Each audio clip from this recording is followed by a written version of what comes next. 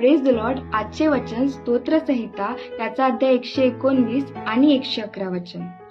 तुझे निर्बंध माझे सार्वकालचे वर्तन म्हणून मी स्वीकारले आहे, कारण त्याच्या योगे माझ्या मनाला हर्ष होतो.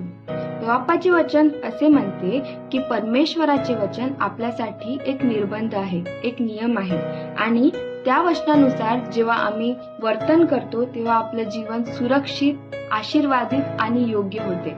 बाप्पाचा सेवक या वचनाद्वारे असं बोलतो की त्याच्या निर्बंधावर चालल्यामुळे माझ्या मनाला हर्ष होतो. होऊ दे आम्ही पण देवाप्पाच्या निर्बंधावर चालू आणि आमच्या मनालाही हर्ष होईल. Praise the Lord. देवा या वचनाद्वारे तुम्हाला आशीषित करू.